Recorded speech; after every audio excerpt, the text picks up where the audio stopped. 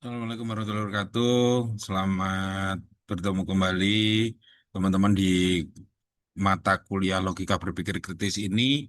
Karena memang hari ini kita kuliahnya dilakukan secara online, maka karena itu penjelasan dari mata kuliah ini akan kami sampaikan melalui video ini.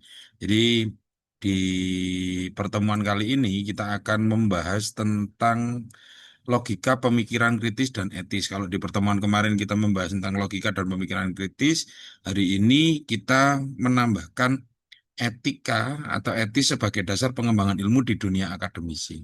Jadi memang sebuah tantangan tersendiri ketika Anda melihat bagaimana pemikiran kritis itu dikembangkan di dunia akademisi, kemudian menjadi tantangan baru, apakah ini kemudian berkaitan dengan etika gitu. Nah, mungkin yang kita ketahui bahwa di dunia akademisi seperti universitas seperti ini, Anda ini memang dituntut untuk berpikir kritis, di mana apa yang diharapkan dari Anda adalah Anda mampu untuk menanyakan tentang banyak hal, kemudian selain menanyakan, setelah mempertanyakan banyak hal, Anda bisa menganalisa. Kemudian Anda bisa membuat sebuah kesimpulan tentang apa yang menjadi pertanyaan Anda dan apa yang sudah menjadi solusi atau interpretasi yang sudah Anda temukan. Nah, inilah kemudian yang menjadi tantangan dalam berpikir kritis gitu. Karena apa? Karena bersikap kritis tidak berarti selalu melihat aspek-aspek negatif dan kesalahan gitu ya. Tetapi di sini kritis ini lebih bermakna untuk bagaimana kita memperlihatkan pemikiran kita. Jadi bukan hanya cuma kalau kita taunya tuh mengkritik orang artinya adalah memperlihatkan kesalahan dari orang lain. Tetapi di sini kritik yang kita inginkan adalah bagaimana kita bisa mempertanggungjawabkan pemikiran kita. Artinya apa? Kita bisa melihat, oh masalah seperti ini, jawabannya adalah seperti ini atau solusinya adalah seperti ini. Sehingga kalau nanti kita akan mendapatkan pertanyaan yang sama, kita bisa memberikan keputusan apa yang akan kita lakukan atau apa solusi yang bisa kita berikan dari sebuah permasalahan. Inilah tantangan dari Anda gitu nah. Di perguruan tinggi gitu ya, karena kita ini memang mahasiswa yang notabene sudah berpindah baik dari proses belajar SMA yang cuma mencatat dan menghafal, hari ini kita dipaksa untuk berpikir kritis gitu. Ini sebagai kemampuan dasar dari seorang mahasiswa. Nah, tetapi ada satu hal yang perlu diperhatikan ketika kita berpikir kritis adalah moral gitu ya. Moral adalah sebuah landasan atau standar perilaku di universitas. Artinya apa? Ketika kita ngomong moral, berarti kita akan ngomong tentang nilai-nilai kemanusiaan. Di mana kalau kita ngomong nilai moral, itu pasti akan dinyatakan untuk menjunjung tinggi nilai-nilai kemanusiaan dan menjadikan manusia itu manusia yang sejahtera. Artinya apa? Pengembangan ilmu itu memang diperlukan dalam eh, kehidupan perkuliahan ini. Akan tetapi kita juga harus memperhatikan apakah yang kita kembangkan itu memang bisa menjadikan manusia lebih sejahtera lagi gitu. Nah, ini kan tantangan besar. Artinya apa? Ketika Anda berpikir, bisa mempertanyakan, bisa nggak saya meledakkan gedung gitu? Ya enggak apa-apa, tetapi apakah itu kemudian membuat menjadi sejahtera dan apakah itu membuat manusianya menjadi lebih menderita itu.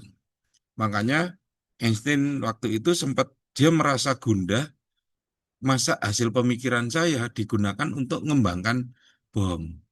Jangan-jangan saya ini secara moral salah. Karena apa? Saya berpikirnya tidak pernah memikirkan bahwa E sama dengan MC kuadrat itu akan dipakai sebagai dasar dalam buatan bom. Meskipun dalam perkembangannya ternyata itu kan bukan serta-merta, tetapi itu memang dikembangkan oleh orang lain menjadi yang lebih bermakna lagi. Mungkin teman-teman eh, bisa mencoba kalau di kelas lain ditugaskan untuk baca, kalau saya tugaskan untuk nonton film Oppenheimer. Jadi Anda nanti bisa melihat bahwa bagaimana sebenarnya pengembangan teorinya Einstein itu menjadi sebuah bom yang notabene itu mengganggu kesejahteraan manusianya gitu ya. Nah, ketika kita ngomong nilai moral, mau tidak mau kita kemudian ngomong tentang etika gitu ya. Apa etika itu? Etika itu kalau kita tarik dari bahasa Yunani artinya etos gitu ya. Etos itu apa? Etos adalah sebuah kebiasaan, sebuah karakter, dan cara hidup dalam filsafat gitu ya. Etika ini dipahami sebagai cabang ilmu yang mempelajari tentang apa itu baik dan apa itu buruk gitu ya. Artinya apa? Ketika kita belajar etika, maka kita akan bisa memberikan dasar dasar sistematis ketika kita mengatakan sesuatu itu baik atau sesuatu itu buruk. Nah, disitulah kemudian bisa dijadikan sebuah dasar manusia itu harusnya seperti apa ketika dia bertindak, gitu ya. Ketika mereka kemudian melakukan sesuatu, mereka melihat ini baik atau buruk. Karena kalau kita ngomong filsafat, dia mencari kebenaran yang hakiki lah. Kalau etika kita ngomong tentang kebaikan gitu ya. Tentunya hal ini menjadi pertanyaan besar gitu. Apa kemudian perbedaan etika, moral, dan hukum gitu ya? Kalau etika itu sebuah refleksi rasional dan sistematis mengenai moral, di mana kita mencoba memahami dasar kenapa sesuatu itu dianggap baik dan buruk kalau etika. Kalau moral, moral itu adalah aturan yang hidup di masyarakat berupa norma atau adat kebiasaan itu moral. Sedangkan hukum itu adalah aturan tertulis, di mana hukum biasanya bersifat memaksa dan memiliki sanksi jelas ketika Anda melanggarnya. Nah, contoh sederhana gini, kalau kita ngomong hukum gitu ya, kita dilarang mencuri mobil gitu ya.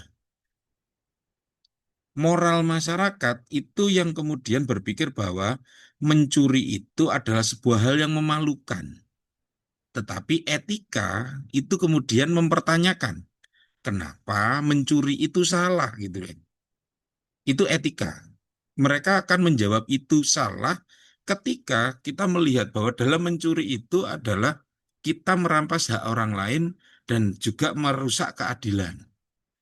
Itulah kalau saya ngomong etika ini adalah sebagai dasar ketika kita ngomong bahwa sesuatu itu baik atau buruk. Nah, fungsi apa eh, dari etika ini sendiri gitu ya? Kalau kita ngomong etika sebagai sistem ilmu filsafat gitu ya, etika ini gunanya adalah untuk memberikan dasar rasional untuk menilai tindakan manusia. Kalau tidak ada etika, kita tidak akan pernah bisa menyalahkan orang lain dan kita tidak bisa mengatakan kepada orang lain bahwa lakukanlah hal ini atau lakukanlah hal itu atau jangan lakukan hal ini karena ini akan merugikan orang lain. Nah, inilah etika gitu ya. Kemudian etika sendiri digunakan untuk membimbing manusia agar mereka bisa hidup selaras gitu.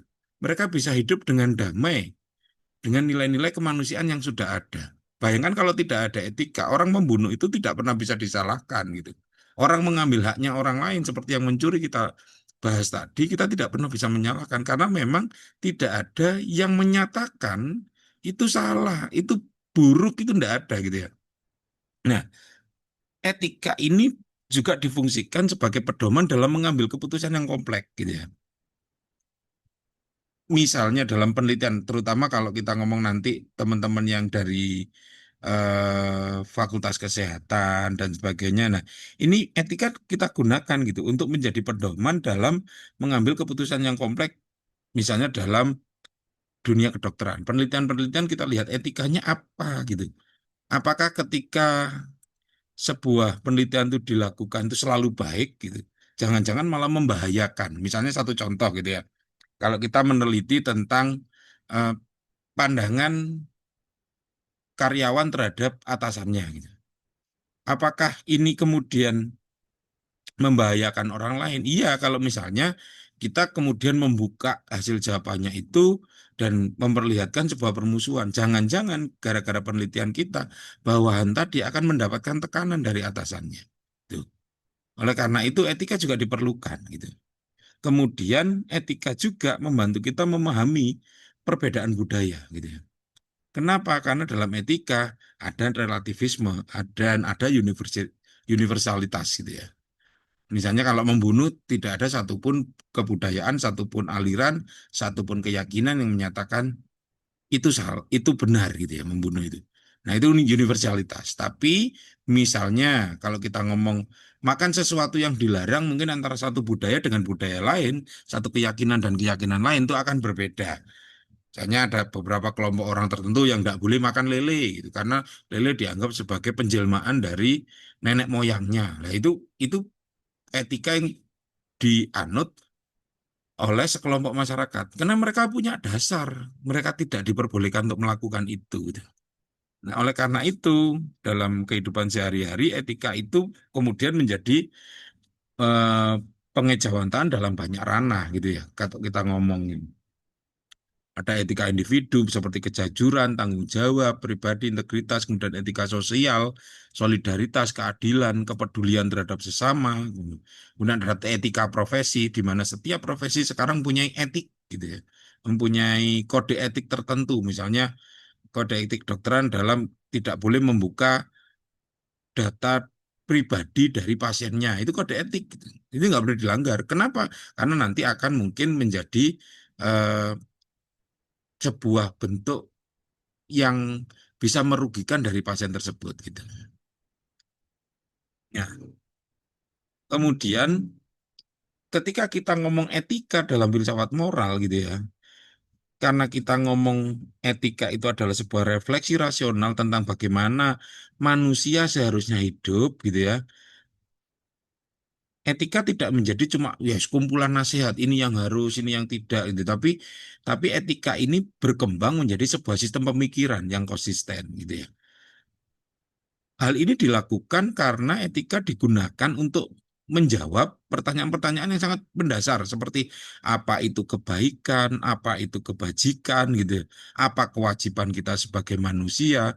Kemudian ada pertanyaan yang paling dasar, bagaimana kita bisa membedakan ini benar atau ini salah gitu ya. Kenapa? Karena ini nanti jadi dasarnya. Ini nanti jadinya ketika misalnya, oh saya mau mengambil air di sungai. Apakah itu kemudian jadi benar atau salah gitu. Kemudian kita akan menarik ke belakang. Sungai yang mana gitu, air yang apa. Seperti menanam pohon itu benar gitu ya. Tetapi ketika tanah itu kepemilikannya bukan kepemilikanmu ya, kemudian hal itu menjadi salah gitu. Membantu orang lain itu benar enggak? Benar gitu. Tetapi kalau membantu orang lain untuk misalnya temannya nggak masuk kuliah kemudian Anda absen kan, nah itu kemudian menjadi sebuah hal yang buruk atau yang salah gitu. Nah, etika ini sebenarnya adalah sebuah pemikiran dari banyak filsuf gitu ya, seperti Socrates, Aristoteles, Immanuel Kant, Bentham and Mill gitu. Banyak sekali gitu yang menjelaskan tentang apa itu etika gitu. Karena di sini banyak sekali filsuf-filsuf mencoba mencari apa itu yang baik dan apa itu yang buruk gitu ya. Nah, etika itu dalam kehidupan juga bisa dipakai dalam sistem kehidupan itu sebagai kerangka konsisten gitu. Bagaimana nanti kita akan mengambil keputusan secara moral, baik atau buruk ini. Nah, oleh karena itu kenapa kok mahasiswa kok diajari tentang etika adalah mereka memang dituntut untuk berpikir kritis, dituntut untuk bertanya, dituntut untuk mencari solusi dari semua permasalahan. Tetapi yang harus diingat adalah ini baik atau buruk gitu. Nah, tentunya ketika kita membahas baik dan buruk, kemudian ada beberapa pandangan gitu. Mana itu dikatakan baik, mana itu dikatakan buruk gitu. Dalam mata kuliah logika dan berpikir kritis ini, pandangan tentang baik dan buruk itu dipecah menjadi empat gitu ya. Ada hedonisme gitu ya. Ini mungkin istilah yang sering Anda dengar ya. Oh, gaya hidupnya hedon gitu. Nah, ada sebenarnya aliran hedonisme. Ada eudemonisme, ada utilitarisme, dan ada deontologi. Apa itu gitu ya? Kita akan bahas satu persatu gitu. Yang pertama adalah hedonisme. Hedonisme itu ketika kita mengatakan bahwa pandangan baik itu ketika dia memberikan kenikmatan. Artinya dia tidak memberikan sebuah penderitaan gitu ya. Ketika yang kita mengatakan bahwa yang baik itu adalah semua apa yang memuaskan keinginan kita, apa yang meningkatkan kesenangan atau kenikmatan kita, itu baik apapun itu. Gitu. Ketika Anda merasa nikmat, ketika Anda merasa senang, nah itu baik. Nah, apa itu senang gitu? Senang itu adalah ketika tidak ada rasa sakit atau penderitaan. Nah, di pandangan hedonisme gitu ya, pandangan buruk itu adalah ketika sesuatu dinyatakan buruk, ketika itu ada rasa sakit di situ, ketika ada penderitaan di situ, ada ketidaknyamanan di situ. Nah itu buruk gitu. Nggak makan itu karena dia merasa lapar, ada penderitaan dan ada ketidaknyamanan yang dia rasakan. Itu buruk. Makanya orang harus makan gitu. Nah, rasa sakit penderitaan itu juga dilihat dari secara fisik dan juga dilihat dari secara emosional. Orang olahraga itu capek, berarti buruk. Hedonisme berpikir seperti itu. Apa itu yang baik menurut hedonisme? Kalau kita makan makanan yang enak, itu hedonisme. Karena apa? Nikmat, gitu. Hiburan, gitu. Nah, di sini kaum hedonis menyatakan bahwa sing penting saya senang. Ada kesenangan indrawi, ada kesenangan badan, ada kesenangan psikologis yang mereka kejar gitu ya. Jadi ketika selama mereka merasa senang, selama mereka menikmati hal itu dinyatakan baik oleh kaum hedonis. Gitu.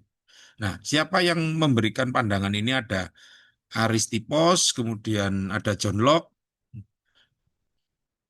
Mereka menyebut John Locke itu adalah filsuf Inggris ya, menyatakan kita sebut baik apa yang menyebabkan atau meningkatkan kesenangan. Sebaiknya kita namakan jahat apa yang dapat mengakibatkan atau meningkatkan ketidaksenangan. Pokoknya sesuatu yang mengurangi kesenangan kita itu artinya berarti ini buruk gitu. Nah, apa kritik yang muncul dari pandangan hedonisme tentang baik dan buruk ini adalah beberapa orang menganggap bahwa ini sebuah pandangan yang egois gitu. Kenapa? Karena hanya memikirkan dirinya sendiri. Kalau ini dibiarkan, tentunya akan ada konflik gitu. Misalnya ada orang lapar, ada makanan diambil, terus dimakan meskipun nggak tahu itu makanan siapa.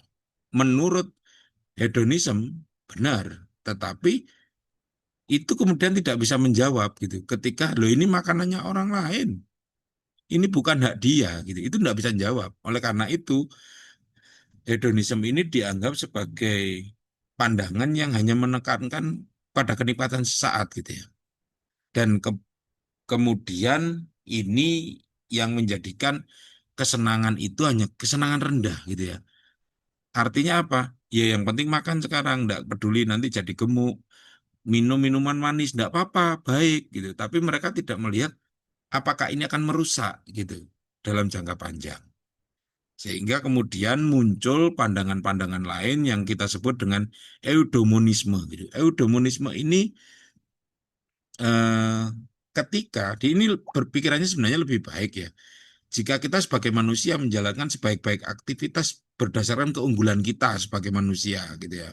Nah, siapa yang mempengaruhi ini? Yang mempengaruhi adalah Aristoteles. Makanya orang-orang yang menganut paham eudemonisme itu biasa disebut dengan Aristotelian gitu ya. Mereka mengatakan apa itu baik gitu. Jadi mereka beranggapan bahwa teman-teman di eudemonisme itu kebaikan tertinggi adalah eudo eudaimonia gitu, kebahagiaan sejati, hidup yang bermakna gitu ya. Sehingga ini akan bisa didapat ketika kita mendapatkan sebuah kebajikan.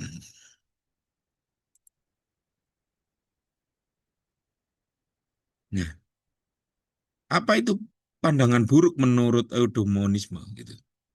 Tindakan buruk adalah ketika ada yang kita lakukan itu menjauhkan manusia dari kebajikan atau merusak keseimbangan hidup gitu ya.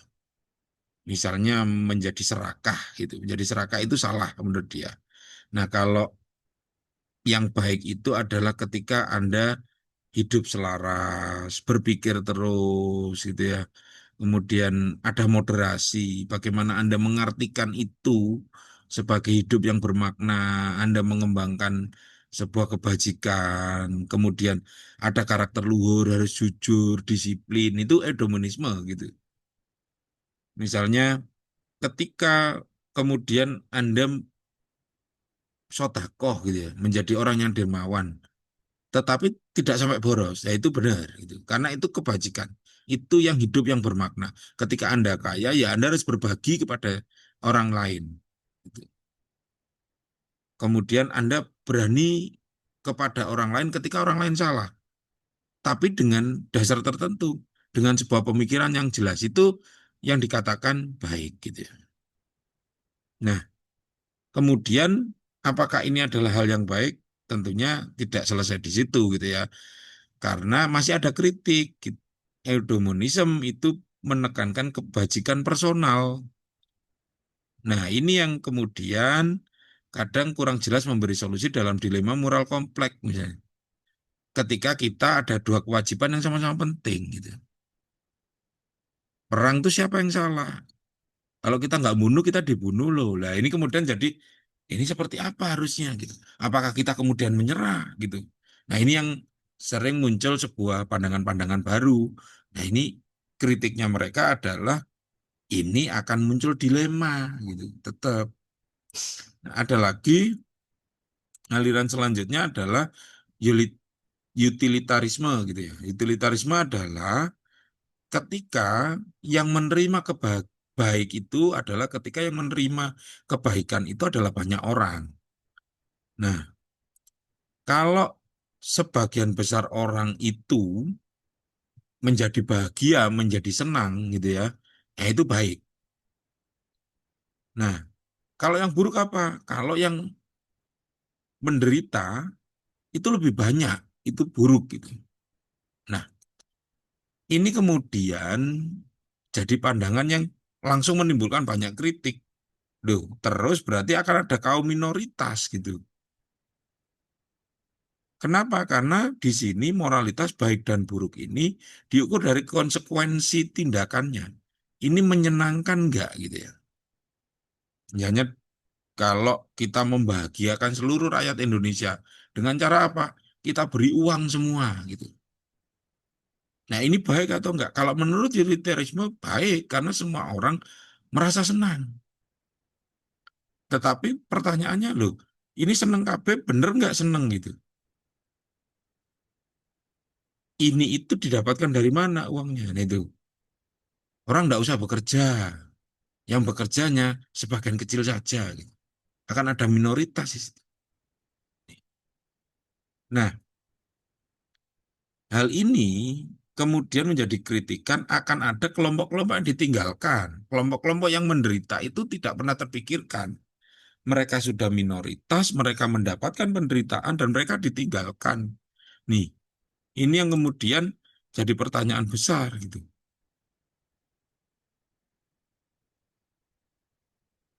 Nih, pertanyaan yang paling dasar adalah ketika misalnya orang yang minoritas ini ternyata adalah yang benar gitu. Misalnya kalau Anda lihat sekarang, nggak usah jauh-jauh kita ngambil contoh dari sebuah moral gitu ya. Kalau Anda keliling saja di Surabaya, ada banyak kejadian masyarakat kita, saudara-saudara kita itu melawan arus hanya untuk menghindari jalan yang lebih jauh.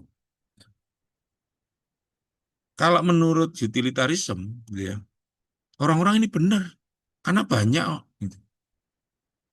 Nah, Anda bisa bayangkan orang yang jalurnya itu terampas dari orang-orang yang melawan arus, itu kemudian tidak dipikirkan gitu. Padahal mereka benar sudah. Mereka sudah pada jalurnya. Kalau Anda ke SMA 7 di dekatnya mana arah Gembong gitu ya. Dan Anda bisa ngeliat sendiri. Yang langgar peraturan di situ dalam 1 menitnya bisa sampai 100 orang. Kalau kita balik ke pandangan ini, utilitarisme ini, ya enggak apa-apa. 100 orang. Yang dirugikan berapa gitu? Apakah lebih banyak gitu? Kalau lebih sedikit benar gitu. Dan mereka hanya berpikir seperti itu. Tentunya kan akan ada yang dikorbankan ini. Akan ada yang dikorbankan dan orang-orang itu adalah orang-orang minoritas gitu. Jadi kemudian orang-orang yang tidak bersalah itu kemudian menjadi menderita karena mereka sedikit. Kalau mau benar ya harus banyak itu.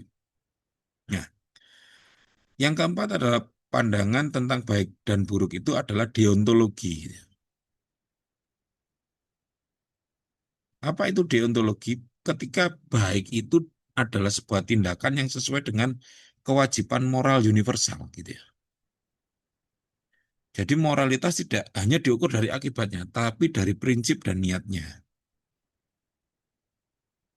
Artinya apa? Kalau seseorang meyakini bahwa perilaku itu benar, maka perilaku itu harus dilakukan dan dengan sebuah niat, dengan sebuah prinsip yang memang benar gitu.